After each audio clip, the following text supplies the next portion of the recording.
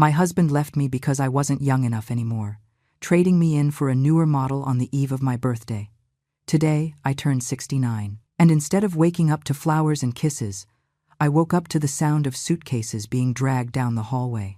Richard was packing, fast, with urgency, as if he couldn't wait another second to get out of this house, to get out of my life. I got out of bed with my heart shattered. My legs were trembling as I walked into the living room, and there he was, my husband of 42 years, taping up boxes, packing away his things as if I were just a finished chapter in his life. "What are you doing, Richard?" I asked, my voice cracking. He didn't even look at me. He kept moving papers, zipping up suitcases, organizing his escape. "I'm leaving, Eleanor. I can't do this anymore." Those words pierced me like invisible knives. "What do you mean you're leaving? Today is my birthday. Today we're supposed to." Precisely because of that, he interrupted me with a coldness I had never known in him. "You're turning 69, Eleanor. You're not the woman I met. You're no longer young enough for me." I felt the floor disappear beneath my feet. My mouth opened, but no sound came out.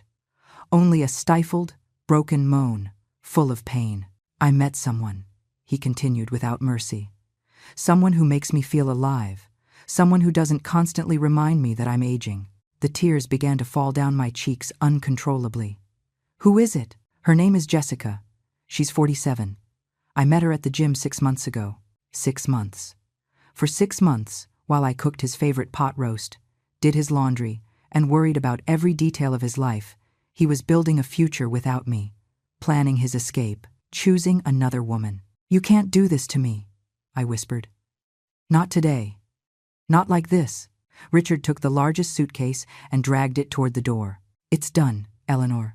I signed the separation papers last week. The lawyer will send them to you in a few days. The house stays in your name, but I've divided the bank accounts. I already transferred my share, $80,000 for each of us." "You divided our money without telling me anything?" My voice rose in pitch. "Without even consulting me?" "There was nothing to consult. It's fair. You keep the house. I keep my life." "Fair?" That word burned me more than any insult.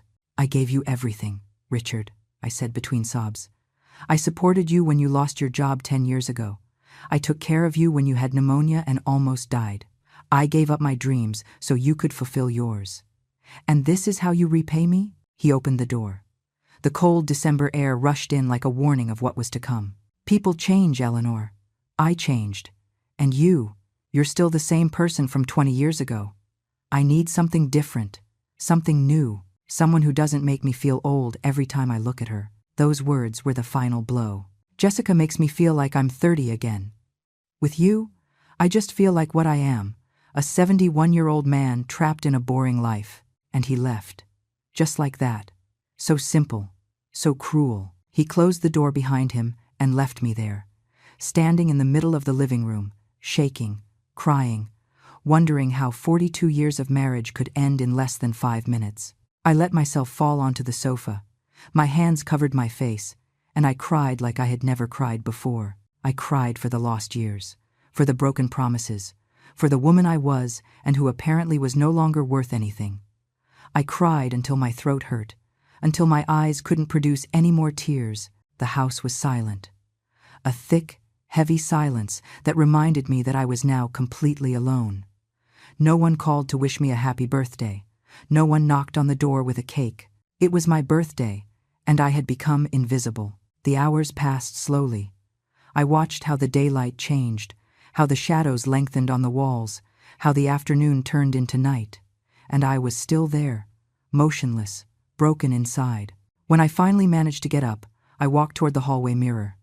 The woman who stared back at me had puffy, red eyes, deep wrinkles around her mouth, messy gray hair, pale, tired skin. I looked old, finished, discarded. "You're no longer young enough." Those words resonated in my head like an endless echo. I grabbed my coat from the rack. It was thick, brown wool, the only one that really protected me from the intense December chill. I put it on and left the house. I didn't know where I was going. I only knew I couldn't stay there, surrounded by memories of a life that had just crumbled. I walked through the streets aimlessly. The cold cut my face, but I didn't care. Maybe I wanted to feel something other than the pain tearing apart my chest. People passed by me, laughing, talking, living their normal lives, and I was just a shadow among them. Invisible, worthless. I reached a plaza near downtown. There were stone benches around a fountain that hadn't worked for years. The place was almost empty. Only a few bare trees and street lamps flickering with weak light. I sat on one of the benches. The stone was freezing. The cold went right through my coat, but I didn't move. I stayed there, looking at the dark sky, wondering how I had reached this point, wondering if Richard was right, if I really wasn't worth anything anymore. The wind blew hard. My hands were shaking. My whole body was shaking. But it wasn't just from the cold. It was from everything, from the loneliness, from the abandonment, from feeling completely invisible in the world. And then I saw him. On the other side of the plaza, near a tree, there was a man sitting on the ground. He was curled up, hugging himself, shaking violently. He didn't have a coat, he didn't have a blanket, just a thin shirt and torn pants. His skin was purple from the cold, literally purple. I got up without thinking. My feet carried me toward him before my mind could process what I was doing. "Sir," I said, approaching him. "Are you okay?" He looked up. His lips were blue, his eyes were watery. He was shaking so much he could barely speak. "So cold," he managed to say. "So cold." I saw how his body jerked, how his hands tried to rub together to generate heat, but they no longer had any strength. He was on the verge of hypothermia, maybe worse. I didn't think twice. I took off my coat, the only warm coat I had, and I put it over his shoulders. "Here," I said, adjusting it on him. "This will help." He looked at me with wide eyes, as if he couldn't believe what was happening. "But you're cold too." "I'll be fine," I lied. "You need it more than I do." The man began to cry, real tears running down his dirty, wrinkled face. No one has treated me like this in months." His tears broke my heart. There I was, destroyed inside, feeling like the most insignificant person in the world, and this man was looking at me as if I were an angel fallen from the sky. As if that simple gesture of giving him my coat was the most extraordinary thing anyone had ever done for him. "How long have you been out here?" I asked, kneeling in front of him. 3 months, he said with a trembling voice. 3 months sleeping on the streets. 3 months being invisible to everyone. Invisible. That word hit me hard. I felt invisible too. Discarded. Worthless. "Do you have family?" I asked. He lowered his gaze. I did. But when I lost my job and my house, everyone disappeared. My son told me I was a burden, that he was too old to support me, that I had to fend for myself. I felt a pang in my chest. How cruel could people be? How cruel could life be?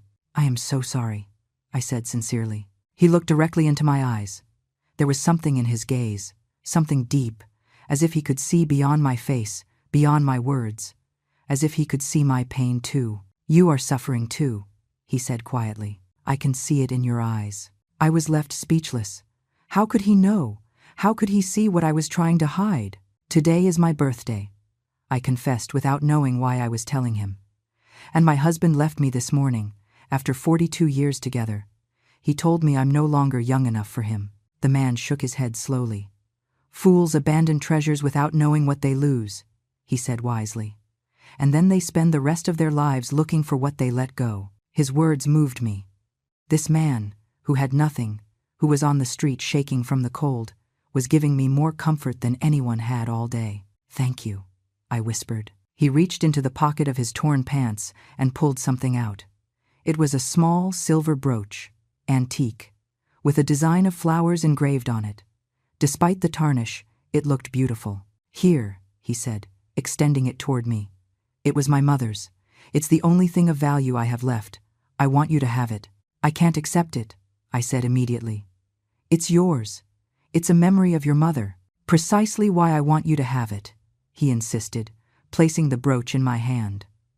"My mother always said that true wealth isn't in what you have, but in what you give. You gave me warmth when I was dying of cold. You gave me dignity when everyone trampled on me. You gave me hope when I had none left. This brooch is my way of thanking you, of reminding you that your kindness is worth more than all the gold in the world." Tears began to roll down my cheeks. I closed my fingers around the brooch and held it against my chest. "I will take care of it," I promised. "I will take care of it as if it were the most valuable object I own." He smiled, a genuine smile that lit up his tired face. "You have a noble heart, ma'am. Don't let anyone make you believe otherwise. Don't let anyone tell you that you aren't worthy, because you are worth more than you imagine." I stayed there a few more minutes, making sure the coat covered him well, that he stopped shaking so much. When I finally got up to leave, he stopped me. "What is your name?" he asked. "Eleanor. Eleanor Davies." "Eleanor," he repeated, as if saving my name in his memory. "I will never forget what you did for me tonight. Never." I nodded and began to walk back. The cold was now hitting me mercilessly. Without my coat, the wind cut through my clothes like knives of ice. My teeth began to chatter. My hands turned red and numb, but I didn't regret it. Not for a second. That man needed that coat more than I did. He was on the brink of death from hypothermia. I was just on the brink of emotional death, and in some strange way, helping him had given me a small respite from the pain I carried inside. It had made me feel useful, valuable, human. I walked back home shivering violently. Every step was harder than the last. The cold soaked me to the bone. My legs barely responded, but I kept going, clutching the silver brooch in my hand as if it were an anchor keeping me connected to something real. When I finally reached my house, it was almost 10 o'clock at night. I went in and closed the door behind me. The house remained just as empty, just as silent. Richard's boxes were gone. Only the empty spaces where his things used to be remained. Holes on the shelves, empty hangers in the closet, absence everywhere. I dragged myself to the sofa and wrapped myself in an old blanket I found on the back of it.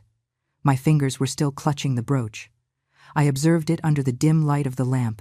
The flowers engraved in the silver were delicate, beautiful. Someone had made it with love, with dedication, and that man had given it to me, to a stranger, because I had been kind to him. True wealth isn't in what you have, but in what you give. His words resonated in my mind, and for the first time all day, I felt something other than pain. I felt a small spark of something that could be called hope, or maybe dignity. I wasn't sure, but it was there. I fell asleep on the sofa, hugging the blanket and the brooch. I dreamed of strange things, of Richard coming back and asking for forgiveness, of that man from the plaza transforming into someone different, of voices telling me that everything would be okay. Confused, fragmented dreams, full of mixed emotions. I woke up to the sound of engines outside. Many engines. It was strange. Our street was always quiet. There was never that much noise from cars. I got up from the sofa, my body aching, every muscle hurt from last night's cold. I walked to the window and moved the curtain just a little to look outside. What I saw left me paralyzed. There were black cars in front of my house. Not one, not two. 15 black cars parked in perfect formation. They were elegant, expensive cars, the kind you only saw in movies or when some important politician visited the city. The windows were tinted, the engines still running. My heart began to beat fast.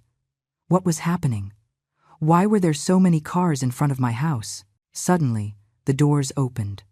All at the same time. Men in impeccable black suits got out of every vehicle. There were at least 30 people. They organized themselves into 2 perfect lines, like soldiers waiting for orders. Everyone wore earpieces. Everyone had the same rigid and professional posture. This couldn't be real. I had to still be dreaming. But then the door of the center car opened, and he stepped out, the man from the plaza. But it wasn't the same man I had seen last night. This man was wearing a perfectly tailored gray suit, his hair combed back with gel, shiny shoes that reflected the sunlight. He walked with an authority I hadn't seen the night before, with a presence that filled all the space around him. My legs began to shake. My mind couldn't process what I was seeing. He walked straight toward my door. The men in suits followed him, keeping a respectful distance. And I was still there, paralyzed behind the curtain, not knowing what to do. He knocked on the door. 3 firm and polite knocks. I didn't move. I couldn't move. He knocked again. "Mrs. Eleanor Davies," his voice said from the other side. A clear, strong voice, completely different from the trembling whispers of last night. "I am Arthur, the man you helped last night in the plaza. Please, open the door. I need to speak with you." My hands were shaking as I walked toward the door. Every step seemed unreal, as if I were moving inside a dream from which I couldn't wake up. How was it possible that the man who was dying of cold last night was now standing in front of my house with 15 black cars and 30 men dressed in suits? I opened the door slowly, and there he was. Arthur. But seeing him up close was even more shocking than from the window. His face was clean, perfectly shaved. His eyes, which last night were watery and desperate, now shone with a penetrating clarity. And that suit probably cost more than my entire wardrobe combined. "Good morning, Mrs. Davies," he said with a genuine smile. "I apologize for showing up like this, unannounced, but I needed to see you as soon as possible." I couldn't answer. My mouth was dry. My brain tried to find words but found none. "May I come in?" he asked kindly. "I have a lot to explain to you." I nodded mechanically and stepped aside. Arthur entered my house, followed by 2 of the men in suits who stood by the door like statues. The others remained outside, keeping watch. Arthur looked around the living room. His eyes stopped on the empty spaces where Richard's things used to be, on the cardboard boxes that I still hadn't had the strength to throw out, on the crumpled blanket on the sofa where I had slept. "Sit down, please," he said, pointing to the sofa. "What I have to tell you will take some time." I sat down. He took a seat in the chair across from me. The 2 guards remained motionless by the door. "First of all," Arthur began, "I want you to know that everything you saw last night was real. I really was on the street. I really was dying of cold. And you really saved my life." "I don't understand," I finally managed to say. "Who are you?" He took a deep breath. "My full name is Arthur Sterling. I own Sterling Industries, a corporation that handles real estate investments, urban development, and social projects in 18 countries. My personal fortune is valued at approximately $900 million. The words fell on me like bombs. $900 million. This man was a billionaire, and I had given him my old wool coat. 6 months ago, he continued with a softer voice, I lost my wife, Margaret. We had been married for 45 years. She died of cancer, and when she left, something inside me broke. It wasn't the money. It wasn't the power. It was realizing that I had spent so much time building an empire that I forgot to build real human connections. His eyes grew slightly moist. After her funeral, I began to question everything. How many people really loved me for who I was?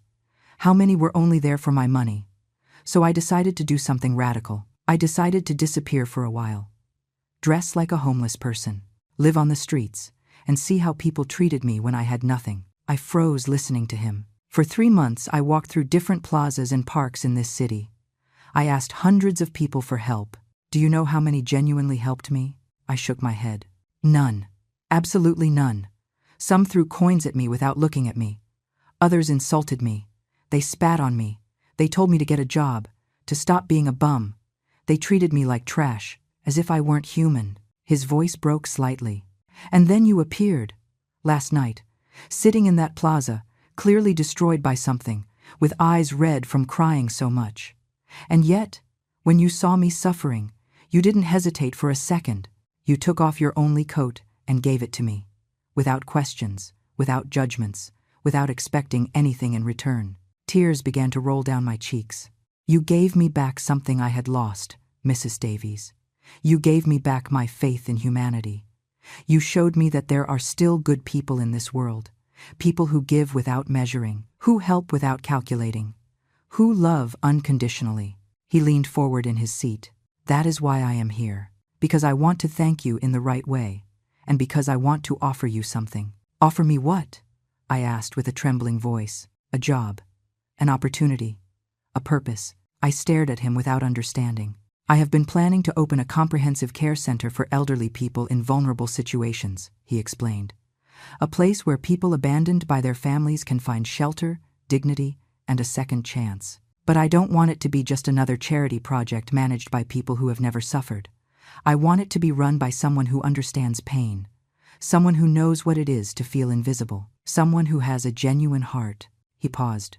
I want you to be the director of that center, Mrs. Davies. My mouth opened, but no sound came out. Director? Me.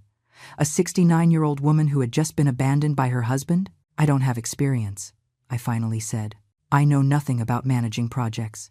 I don't have a degree. No.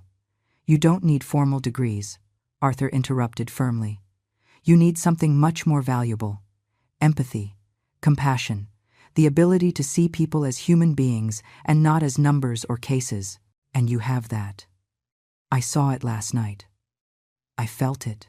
But the salary will be $8,000 a month. You will have a full support team. Social workers, psychologists, nurses, administrators. Your job will be to be the heart of the project, to be there for the people who arrive, to listen to them, to understand them, to show them that they still matter. $8,000 a month. It was more than Richard and I had earned together in our best years. Furthermore, he continued, the center will bear my wife's name, the Margaret Sterling Center of Hope. And I want you to be the one to inaugurate that place with me, the one to give it life, the one to turn it into what it should be, a home. I couldn't believe it. This couldn't be happening. It was too much, too good, too unreal. Why me? I asked with tears falling uncontrollably. Why would you do this for me? I only gave you a coat. Arthur got up from his seat and knelt in front of me, taking my hands in his. Because that coat meant more than all the millions I have in the bank. Because you gave me something that money cannot buy. Humanity. And because I need someone like you to help me honor my wife's memory. Margaret always wanted to do something like this. She always talked about creating a shelter for forgotten people. And you, Mrs.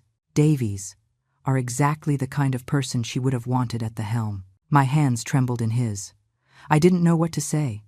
I didn't know if this was real or if I was having a nervous breakdown, and none of this was really happening. You don't have to answer me now, Arthur said, letting go of my hands and returning to his seat. Take a few days. Think about it, but I want you to know that this offer is genuine. It isn't charity. It isn't pity. It is recognition. Recognition of your kindness, of your value, of who you are as a person. He stood up. I will return in 3 days for your answer. In the meantime, I leave you my personal card. If you need anything, anything at all, call me. At any time. He took a card from his pocket and placed it on the coffee table. It was elegant, thick paper with gold lettering that said Arthur Sterling, CEO Sterling Industries. One last thing, he said before heading to the door. You still have the brooch I gave you last night. I nodded and took it out of my robe pocket. I had carried it with me since I woke up. I hadn't dared to let go of it. Arthur smiled upon seeing the brooch in my hand. That brooch belonged to my mother for 50 years. She received it from her own mother. It is over 100 years old. And last night I gave it to you because I knew, in that moment, that I had found someone special, someone who deserved to carry something with so much meaning. I looked at the brooch with new eyes. It wasn't just a pretty piece of tarnished silver. It was history. It was family. It was love passed down from generation to generation. Keep it, Arthur said. It's yours. And I hope that one day, when you find someone who deserves it as much as you deserve it, you pass it on. That is how kindness works, Mrs. Davies. It is transmitted, it multiplies, it becomes something bigger than one imagines. And without saying more, he left my house, followed by his guards. I heard the engines start outside, how the cars drove away one after another, and in a matter of minutes, the street returned to silence. I remained standing in the middle of the living room, holding the brooch and the card, wondering if it had really happened or if my broken mind had created this entire scene to give me some hope. But the card was real, the brooch was real, and Arthur's words still resonated in my ears. $8,000 a month. Director. Purpose. I dropped onto the sofa. My head was spinning. Yesterday my husband had abandoned me, telling me I was no longer worth anything.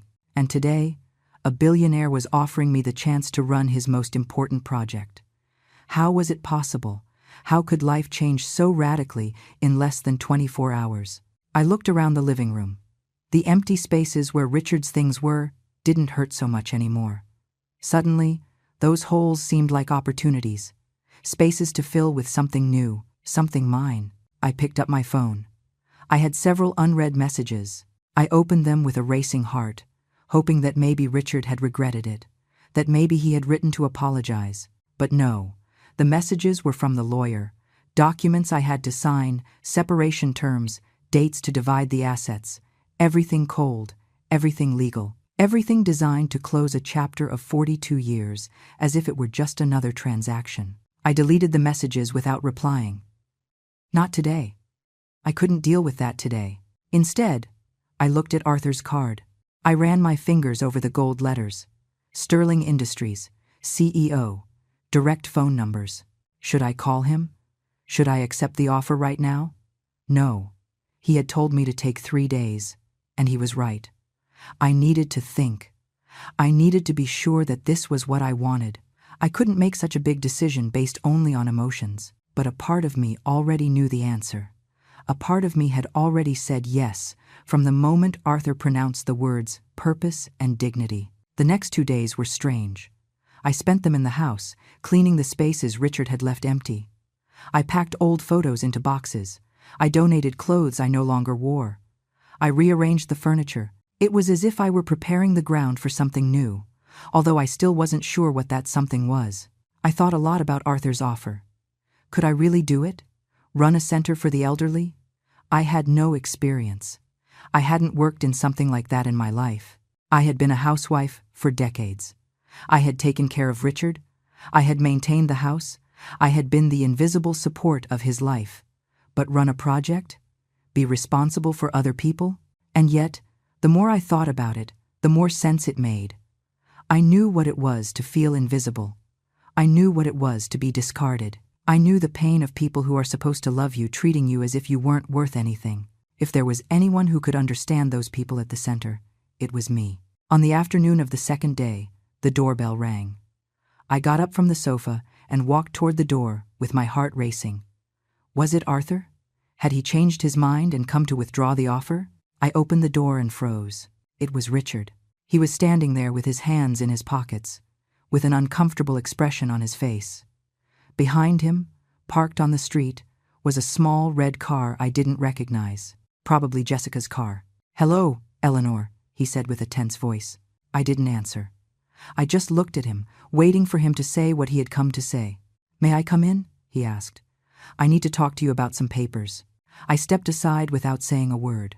He entered and looked around, noticing the changes.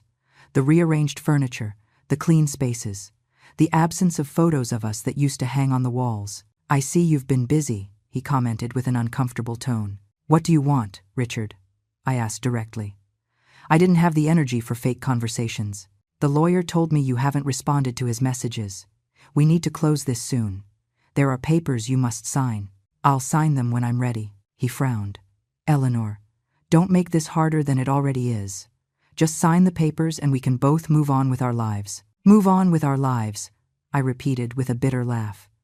"You already moved on with yours, Richard, since 6 months ago, according to you. I am just starting to understand what my life means without you." "Don't be dramatic," he said with a condescending tone. "I left you the house. I left you $80,000.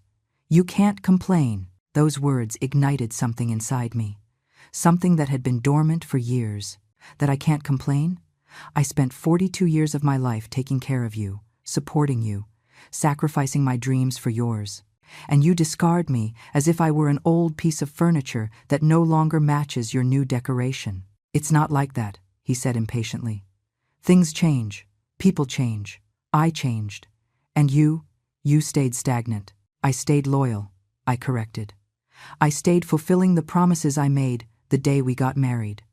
Those promises that apparently meant nothing to you." Richard sighed with frustration. "Look, I didn't come to fight. I came to resolve practical matters. But since we're at it, there's something else you need to know." My stomach tightened. "Jessica is pregnant." The words dropped like a bomb. I felt the floor disappear beneath my feet again. "What?" "She's 3 months pregnant. We're going to have a baby. That's why I need us to sign the papers quickly, so that everything is in order when the child is born." A baby. Richard was going to have a baby with another woman. At 71 years old, with a woman who could be his daughter. And you come to tell me this because? I asked with a trembling voice. Because I need you to understand why it is important to close this quickly. I'm going to be a father again, Eleanor. I'm going to have a new family. And I need you to accept it and move on. Move on. As if it were that simple. As if 42 years could be erased by just signing some papers. Get out, I said in a low but firm voice. What? Get out of my house. Now. Eleanor, be reasonable. Get out, I shouted with all the strength I had. Get out and don't come back unless it is absolutely necessary. I don't want to see you. I don't want to listen to you. I don't want to know anything about your perfect new life. Richard looked at me in surprise. He had probably never heard me yell at him like that.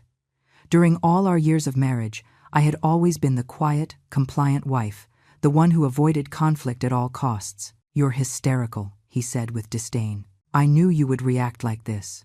That's why it was better to end this now. I can't deal with your emotional dramas. My emotional dramas, I repeated in disbelief. You abandoned me on my birthday after 42 years. You traded me for a woman 20 years younger, and now you come to rub in my face that you are going to have a baby, and I am the dramatic one. It's the truth, Eleanor. You were always too sensitive, too dependent. I needed space to breathe, and you never gave it to me. His words hurt me, but this time they didn't break me. This time there was something different inside me, something stronger. You're right, I said calmly. I was dependent. I put your happiness before mine. I made you the center of my world. But do you know what, Richard? That wasn't weakness. That was love. A love that you never knew how to value. A love that you wasted. Here we go with the speeches, he said, rolling his eyes. Look, I don't have time for this. Just sign the papers, okay? I'm not asking for anything unfair. I'm leaving you the house and enough money for you to live comfortably the rest of your life. You should be grateful. Grateful. The word came out of my mouth like poison. Grateful for the crumbs of a life I built just as much as you? Grateful because you leave me the minimum while you take your freedom and your new family? Oh, please, don't exaggerate. $80,000 aren't crumbs. I'm not talking about the money, Richard. I'm talking about respect, about dignity, about everything you took from me when you decided I wasn't enough for you anymore. He shook his head in frustration. You are impossible. I don't even know why I came. I'll wait for my lawyer to contact you, and I'm warning you, Eleanor. If you get difficult with the papers, if you try to ask for more money or complicate things, I can get difficult too. I know good lawyers. You don't want to get into a legal battle with me. Are you threatening me?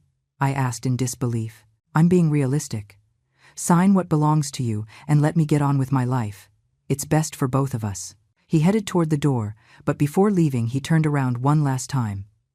Oh, and another thing. Jessica and I are getting married in 2 months. I don't expect you to come, obviously. I just wanted you to know. And with that, he walked out of my house and out of my life again. I stood in the middle of the living room, shaking. But this time it wasn't from sadness. It was from rage, from indignation. How dare he come to my house to rub his new life in my face? To threaten me with lawyers? To treat me as if I were the problem? I grabbed my phone with trembling hands. I looked for Arthur's card and dialed the number before I could regret it. He answered on the second ring. Mrs. Davies, he said with a warm voice. I wasn't expecting your call until tomorrow. I accept, I said directly. I accept your offer. I want to be the director of the center. I want to work with you. I want to do something that matters. There was silence on the other end. Then I heard the smile in his words. You don't know how happy I am to hear that.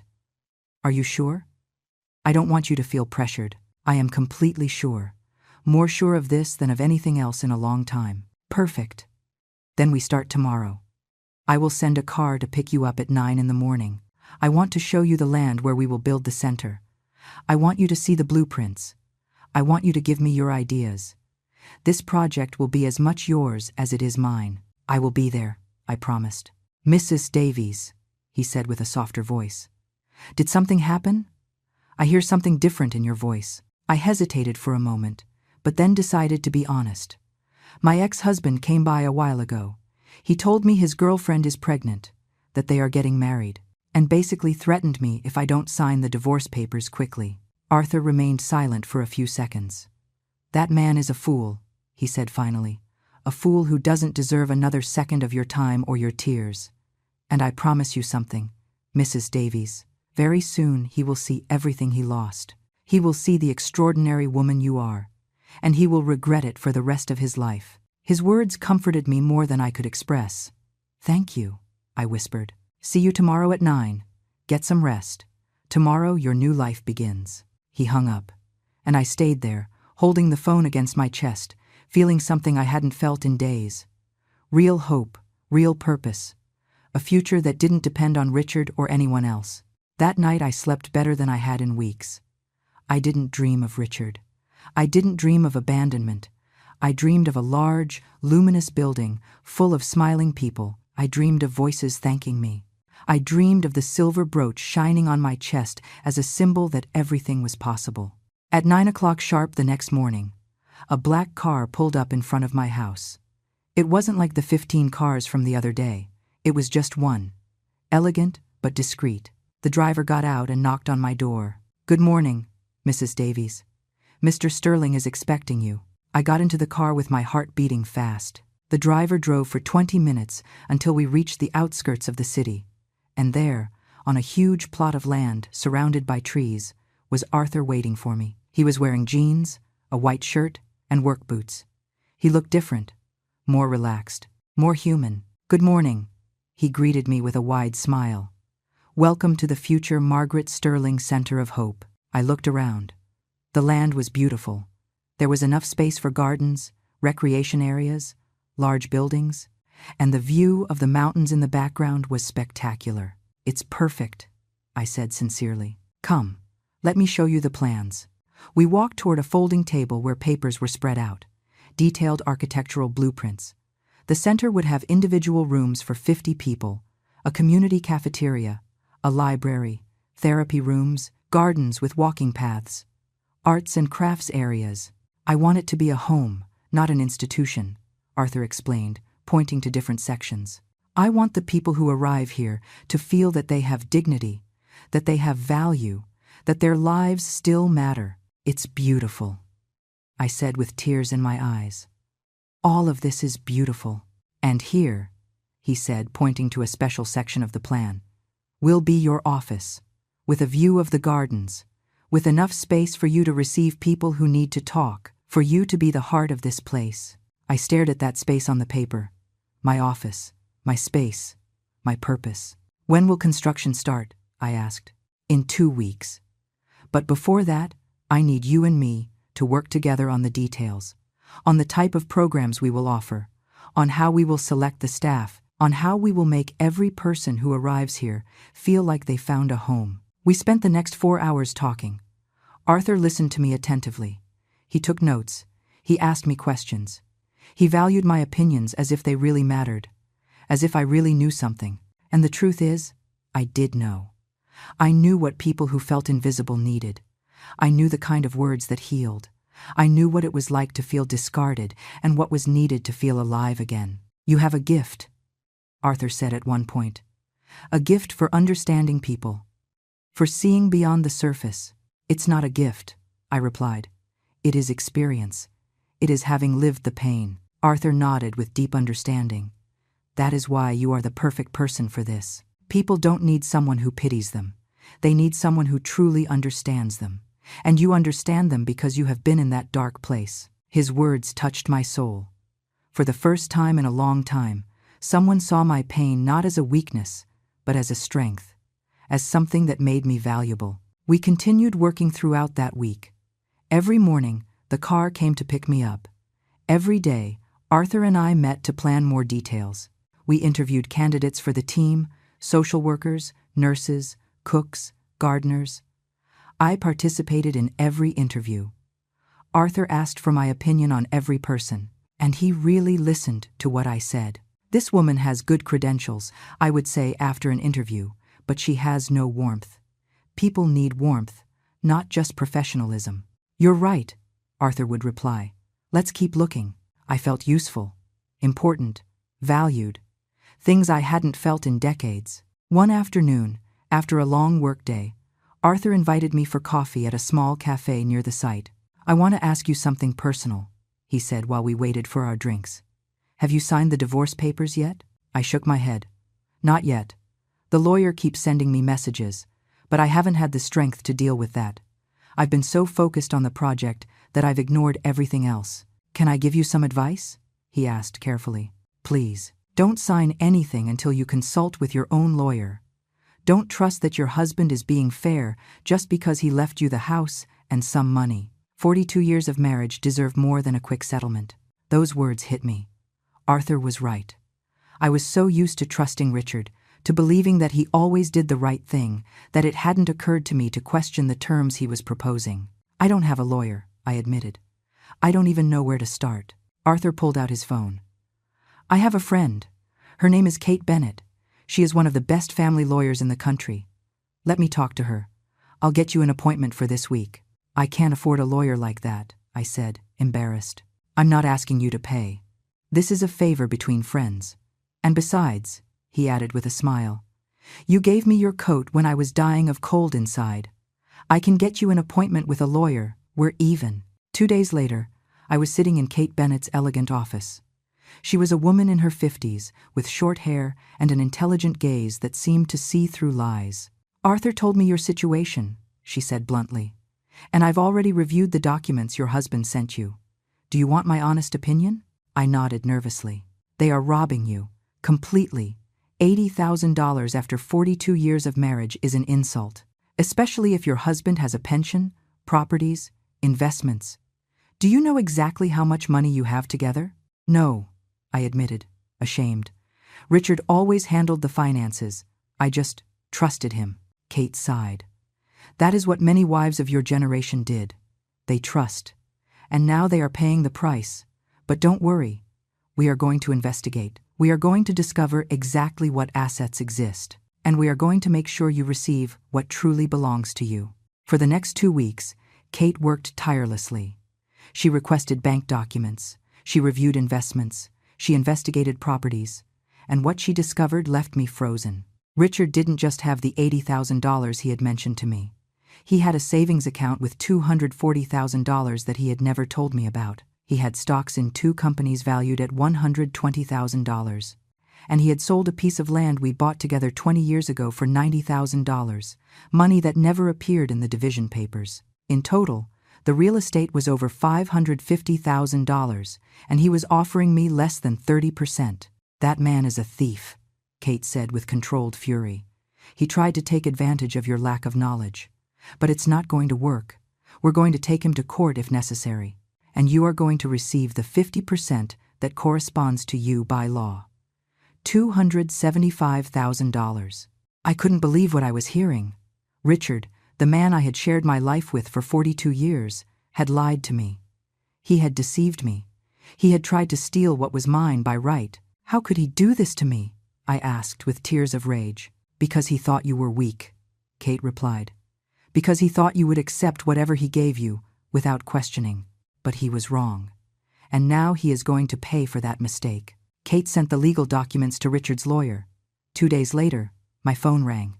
It was Richard, furious. What the hell do you think you're doing, Eleanor? He shouted from the other side of the line. Hiring expensive lawyers? Investigating my finances? Who do you think you are? I think I'm someone who deserves what belongs to her, I replied with a firm voice. Someone who isn't going to allow herself to be robbed. I'm not robbing you. I'm giving you what's fair. Fair is 50% of the total assets, Richard. Not the crumbs you decided to give me while keeping the lion's share. I earned that money, he said with rage. With my work, with my effort. And I maintained your house for 42 years. I cooked your meals. I washed your clothes. I took care of you when you were sick. I supported you when you lost jobs. That is also work, Richard.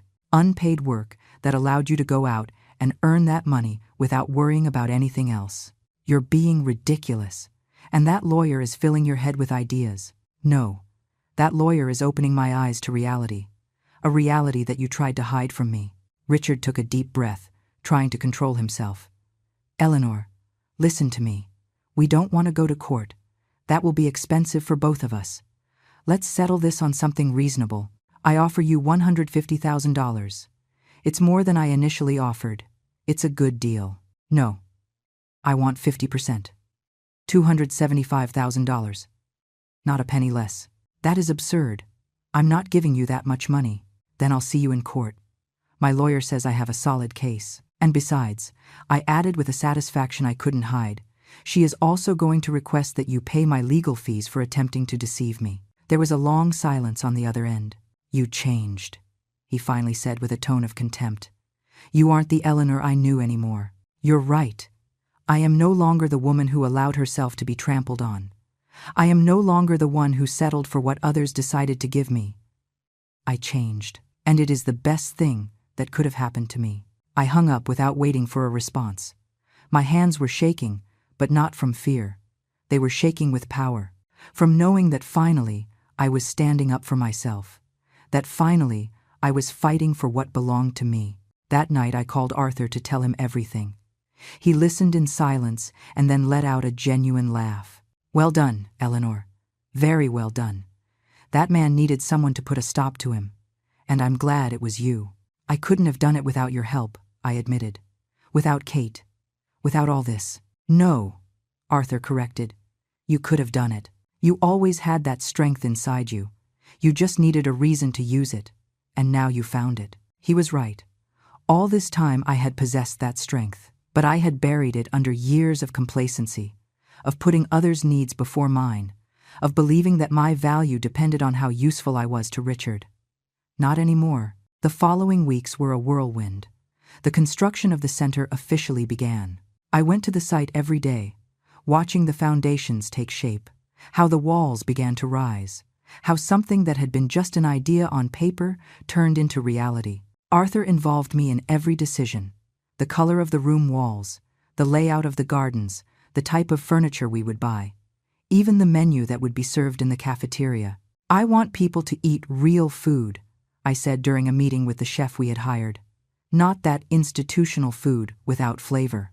I want it to smell like home, to taste like love, to remind them that they are important. The chef, a man named Paul in his 50s, smiled broadly. You understand what is important, Mrs. Davies. Working here will be an honor. Every small victory like that filled my heart. I was building something real, something that would change lives, and for the first time in decades, I felt that my own life had a greater purpose than just existing. Meanwhile, the legal battle with Richard continued. Kate was relentless. Every time Richard's lawyer tried to negotiate for less money, she responded with more evidence of hidden assets. Finally, after 6 weeks of legal fighting, Richard gave in. He accepted the terms. Kate informed me by phone with a victorious tone. $275,000 plus the house, and he will also have to pay $20,000 in legal fees. Your share and mine. I couldn't help but smile. $20,000 more that Richard would have to pay for trying to trick me. When will I receive the money? I asked. The transfer will be made in the next 10 days, and after that, you will be officially divorced, free, with resources to start the life you want. Free.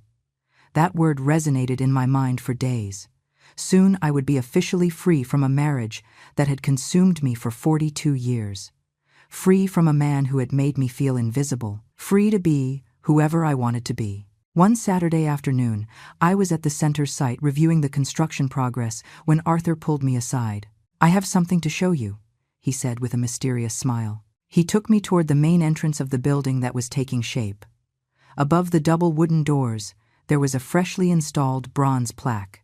It read, Margaret Sterling Center of Hope, founded by Arthur Sterling, directed by Eleanor Davies. My eyes filled with tears immediately. My name is there, I whispered, touching the letters. Of course it is. This center wouldn't exist without you. Your heart, your vision, your empathy are what make it special. Your name deserves to be there as much as mine. I turned toward him with tears running down my cheeks. I don't know how to thank you for everything you've done for me. You don't have to thank me for anything. You gave me back my faith in humanity. I am just giving you the opportunity to share that kindness with others. We are even. That night, back in my house, I sat on the sofa with a cup of hot tea. The house didn't feel empty anymore. I had filled it with new things. Plants, books, photographs of happy moments that didn't include Richard. And on the fireplace mantel, in a place of honor, was Arthur's mother's silver brooch. I took it in my hands and observed it under the light. The engraved flowers shone softly. This small object had been the beginning of everything, the symbol that kindness returns multiplied. My phone rang. It was an unknown number. I hesitated before answering, but finally, I did. Eleanor. It was Jessica's voice. I froze. Why was Richard's girlfriend calling me? Yes? I replied cautiously. I need to talk to you. Please, it's important. I don't think we have anything to talk about, I said coldly. Please, she insisted with a desperate voice. Just give me 5 minutes. I beg you. Something in her tone made me hesitate. She sounded scared, vulnerable. Okay. 5 minutes. I heard her take a deep breath on the other end. Richard isn't who I thought he was, she began with a trembling voice.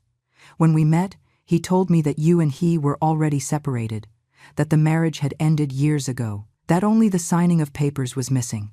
He lied to me. I said nothing. I just listened. And now that we are living together, I see things I didn't see before. He gets angry about everything. He controls me. He checks my phone. He tells me what to wear, who to talk to, where I can go. And when I complain, he tells me I'm being dramatic, that I should be grateful because he left everything for me. I recognized that pattern immediately. That was how it had started with Richard, too. At first, everything was perfect. But over time, the subtle criticisms began. The controls disguised as concern. The manipulation wrapped in words of love. Why are you calling me? I asked finally. Because I needed to talk to someone who really knew him. Someone who understood. And why? Because I want to apologize. I didn't know he had abandoned you like that.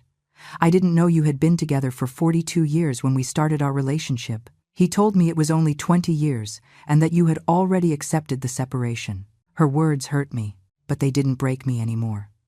I didn't care that much anymore. Are you still pregnant? I lost the baby last week, she said, breaking down in tears. And when it happened, Richard wasn't there for me.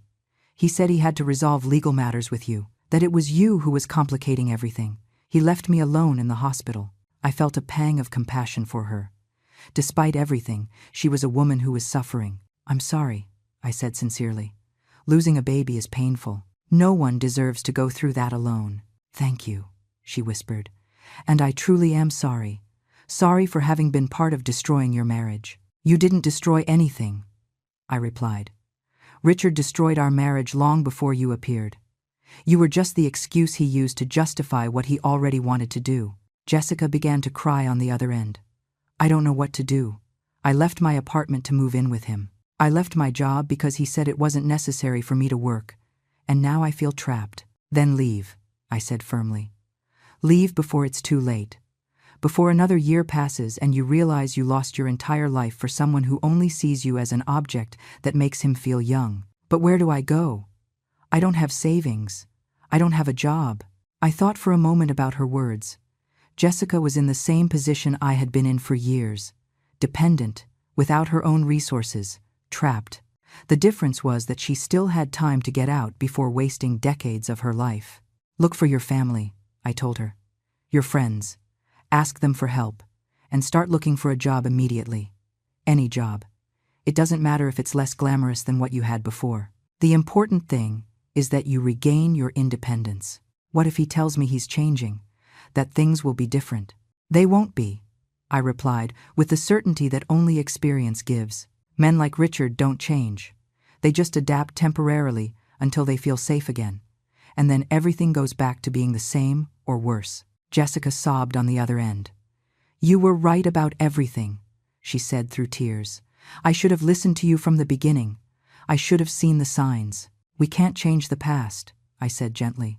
We can only decide what to do with the future, and you still have time to choose a different future. Thank you, Eleanor. Truly. And again, I am so sorry. She hung up. I sat on the sofa processing the conversation. 2 months ago, hearing Jessica's voice would have destroyed me. I would have felt jealousy, rage, pain. But now I only felt compassion. She was another victim of Richard's lies and manipulations, and she probably wouldn't be the last. Richard would follow the same pattern all his life. He would find vulnerable women, promise them the world, control them until they stopped being useful or interesting, and then look for the next one. It was his nature, and it wasn't my problem anymore. 2 weeks later, the divorce money arrived in my account. $275,000, an amount that gave me security, freedom, and options. It wasn't a huge fortune, but it was enough to live comfortably if I was careful. And combined with my salary of $8,000 a month from the center, I was better off financially than I had been in my entire life. The first thing I did was call Kate to thank her. "Don't thank me," she said. "You did the hard work. You had the courage to fight. I was just your tool. You were more than that. You were my warrior, my defender, and I will never forget it." The second thing I did was go to the bank and open a completely new savings account. In my name, only mine, where no one else would have access, where my money would be safe and under my control. The bank manager, an older man named Mr. Henderson, smiled at me as he processed the documents. "It is refreshing to see a woman of your age taking control of her finances," he said. "Many ladies of your generation never learned to manage their own money." "I didn't learn either," I admitted. "But it's never too late to start." The construction of the center advanced rapidly. We already had the main walls up, the roofs installed, the windows placed. The gardens were being designed by a landscaper who shared our vision of creating a healing and beautiful space. Arthur and I spent long hours on the site, supervising every detail. We had developed a deep friendship. He told me about Margaret, his late wife, about how he missed her every day. I told him about my life with Richard, about the wasted years, about the painful lessons learned. "Do you know what I've discovered?" He told me one afternoon while we watched the sunset from the center's grounds, that the most painful losses sometimes lead us to the most beautiful discoveries. "I lost Margaret. You lost your marriage. But we both found a new purpose, a reason to keep going." He was right. This center wasn't just a building. It was our healing, our way of turning pain into something useful, into something that would help others who were going through the same suffering. 3 months after the start of construction, the center was almost finished. The furniture began to arrive. Comfortable beds for every room, cozy chairs for the common areas, large wooden tables for the cafeteria, shelves full of books for the library. And then came the day to hire the final staff.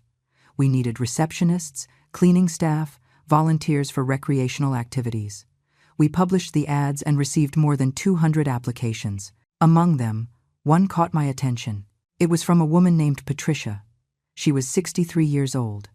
She had been a nurse for 30 years, but had to retire when her husband got sick and needed full-time care. He had died a year ago, and now she was looking to return to work. But no one hired her because of her age. I called her for a personal interview. Patricia arrived, dressed in a simple but impeccable suit. Her face showed tiredness, but her eyes shone with hope. "Mrs. Davies," she said, shaking my hand firmly. "Thank you for giving me this opportunity. I know there are younger candidates, but I promise you that no one will work with more dedication than me." "Tell me about your husband," I said, ignoring the formal questions of the interview. Her face softened. "His name was Robert. We had 38 years together. The last 5 were difficult. Alzheimer's. I took care of him at home until the end. And when he died, I realized that I had lost not only my husband, but also my professional identity. No one wanted to hire a 63-year-old nurse who had been out of the job market for 5 years. "Why do you want to work here?" I asked. "Because I understand people who feel invisible," she replied with a firm voice. "Because I know what it is to care for someone with all your heart. And because I need to feel useful again. I need to know that my life still has purpose." I extended my hand over the desk. "Welcome to the team, Patricia. You start next week." Her eyes filled with tears. "Really? Without reviewing the other candidates?" "I don't need to review anyone else. You are exactly the type of person we need here. Someone who understands. Someone who has lived through pain and transformed it into compassion." Patricia got up and went around the desk to hug me. "Thank you," she whispered. "Thank you for seeing me, for giving me a chance when everyone else rejected me." That night, I called Arthur to tell him about Patricia. "You hired with your heart," he said. "Exactly how it should be. This center doesn't need just perfect professionals. It needs people with soul. And you know how to identify them. I learned from you, I replied. No, this was always in you. I just gave you the space for it to bloom. A week before the official opening of the center, I was in my office organizing the last details when my phone rang. It was a number I didn't have saved, but I recognized the area code. It was from the city where Richard's family lived. I answered with caution. Eleanor. It was the voice of Susan, Richard's younger sister. Hello, Susan, I replied, surprised. I hadn't spoken to her since before the divorce. I needed to call you. I needed you to know something. What's wrong? Richard and Jessica broke up. She left 2 weeks ago. She left him and went back to her family in another state. I wasn't surprised. After our conversation, I had hoped Jessica would find the courage to leave. I hope she is okay, I said sincerely. And Richard? Eleanor. He is destroyed. He calls everyone crying. He says he made the worst mistake of his life, that he never should have left you, that he wants to talk to you. My heart didn't jump. I didn't feel hope or pain. I just felt nothing. And are you calling me to tell me to go back to him? I asked directly. No, Susan replied quickly. I'm calling to tell you not to. To tell you that you are right to move on. Richard was always selfish. He always put his needs first, and I was a coward for not telling you sooner, for not supporting you when he left you. Susan's words moved me. During all those years, Richard's family had kept silent about his flaws. They had allowed me to carry all the guilt, with all the responsibility of keeping the marriage working. Thank you for telling me, I replied with a calm voice. But don't worry. I have no intention of going back to him. That part of my life ended, and I am at peace with that. I am glad to hear you so strong, Susan said with admiration. You were always too good for him. It's just that no one had the courage to tell you. We hung up, and I stayed sitting in my new office, looking out the window toward the center's gardens that were blooming beautifully. Richard was destroyed. Richard regretted it. Richard wanted me back, and I didn't care. I felt no satisfaction in his suffering. I felt no desire for revenge. I simply felt nothing. He was no longer part of my emotional life. He was a closed chapter, a book I had finished reading and put away on a distant shelf. The day of the inauguration arrived. The Margaret Sterling Center of Hope would officially open its doors. We had invited local officials, media, and, most importantly, the first 15 people who would be residents of the center. I dressed in an elegant beige suit that I had bought especially for the occasion, and over my heart I pinned Arthur's mother's silver brooch. It shone beautifully under the sunlight. When I arrived at the center, there were cameras, reporters, cars parked everywhere. Arthur was waiting for me at the entrance with a huge smile. The day has arrived, he said, taking my hands. You are ready. More than ready. I'm excited. The ceremony began. Arthur gave a moving speech about Margaret, about her dream of helping forgotten people, about how this center was her legacy. Then he asked me to come up to the podium. My heart beat fast as I stood in front of all those people, in front of the cameras, in front of the microphones. 4 months ago, I began with a clear voice. I was a woman who felt invisible, who had been discarded, who believed she no longer had value. I was sitting in a plaza, freezing, destroyed inside, and then I saw a man suffering more than me, and I decided to help him. I looked at Arthur, who was watching me with pride. That simple act of giving my coat to a stranger changed my life completely. Because that man taught me something I had forgotten, that my value did not depend on what others thought of me, that my kindness had power, that I still had much to give to the world. I saw some people in the audience wiping away tears. This center exists to remind every person who walks through these doors that they matter, that their life has value, that it is never too late to start over. Because if I could do it at 69, anyone can. Applause filled the air. Arthur cut the ceremonial ribbon, and the doors officially opened. The first 15 people who would be residents entered with faces full of emotion. Some cried, others smiled.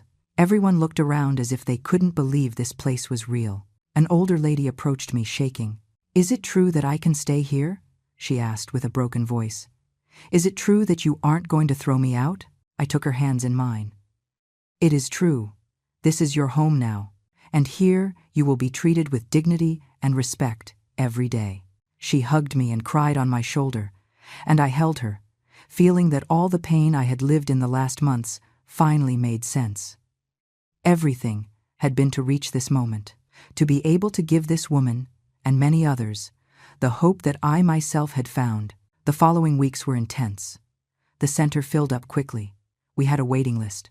The media published stories about the project. People from all over the city called, asking how they could help, how they could donate, how they could be volunteers. And I was there every day, from early until late, meeting every resident, listening to their stories, crying with them, laughing with them, showing them that someone cared. Patricia became my right hand. Together we organized activities, checked on the well-being of every person, made sure no one felt alone or abandoned. "This is what life should be," Patricia told me one afternoon while we watched the residents playing cards in the common room, taking care of each other, remembering that we all have value regardless of age. She was right. This center wasn't just a physical place. It was a philosophy, a way of life, a declaration that older people weren't disposable, that they deserved love, respect, and dignity until their last breath. One day, 2 months after the inauguration, I was in my office when the receptionist called me.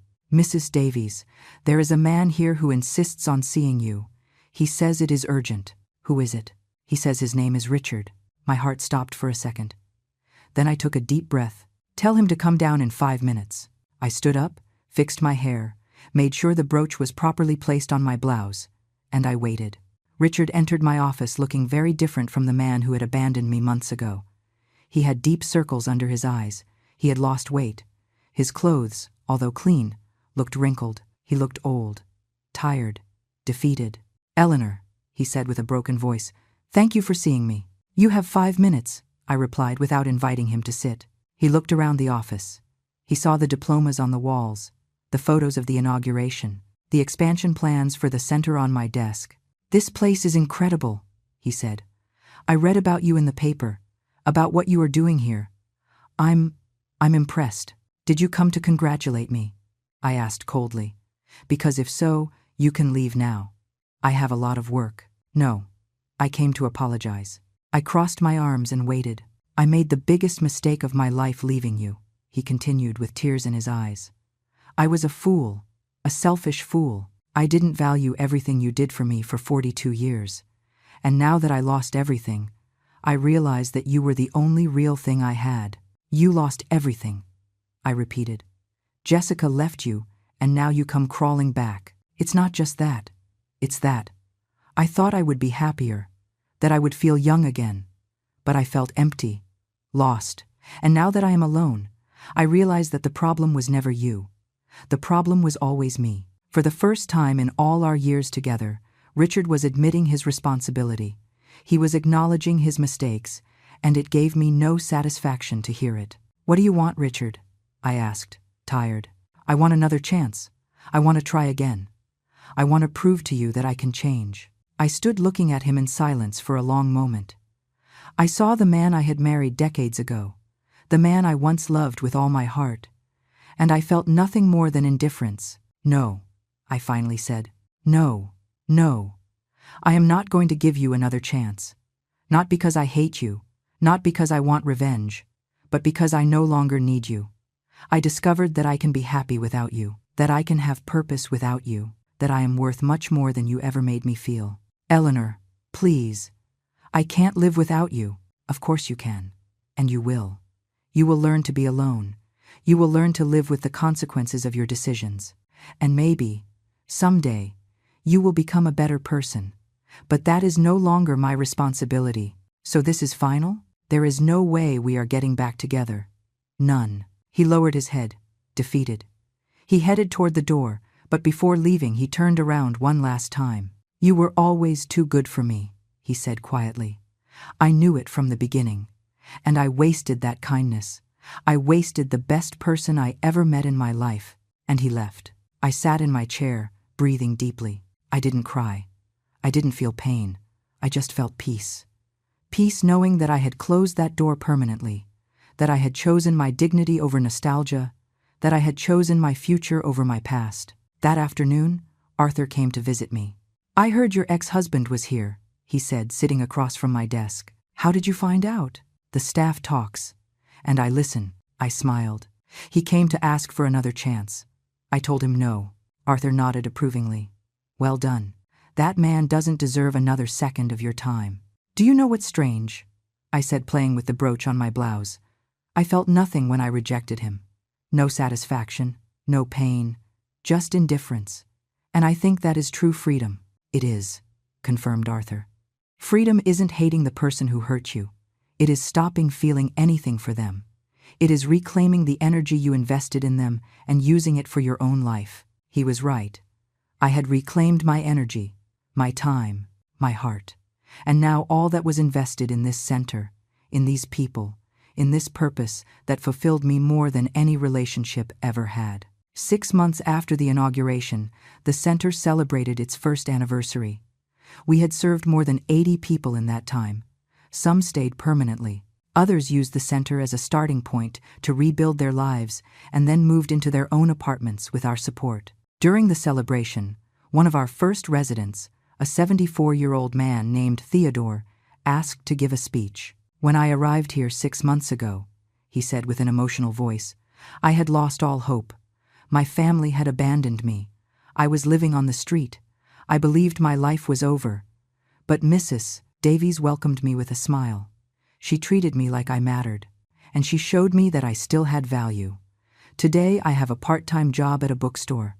I have friends, I have purpose, and it is all thanks to her. Thanks to her kindness. Thanks to her enormous heart." Applause filled the room. I was standing next to Arthur, with tears rolling down my cheeks. "You did it," he whispered. "You changed lives, including yours." That night, back in my house, I stood in front of the mirror. The woman who stared back was different from the one I had seen 6 months ago. She had the same wrinkles, the same gray hair, but her eyes shone with life, with purpose, with dignity. I touched the silver brooch I now wore every day. True wealth isn't in what you have, but in what you give. Arthur was right that night in the Plaza. My kindness had returned multiplied. I had given a coat, and I received a new life. A purpose, a family of people who valued me for who I was, not for what I could do for them. I picked up my phone and sent a message to Arthur. "Thank you for giving me back faith in myself." His reply came immediately. "You always had that faith. I just held up the mirror so you could see it." I smiled. He was right. The strength had always been inside me. I just needed a reason to use it. And I had found it in the least expected place, in a cold plaza, on the darkest night of my life. When I decided to give the little I had to someone who had even less, that decision changed everything. It changed me. And in doing so, it changed the world for many other people too. I looked out the window toward the quiet street. I no longer felt invisible. I no longer felt discarded. I felt alive, valuable, complete. And for the first time in decades, I felt happy being exactly who I was. Eleanor Davies, 69 years old, director of the Margaret Sterling Center of Hope, a woman who had transformed her pain into purpose, her abandonment into freedom, and her kindness into a legacy that would last much longer than any marriage.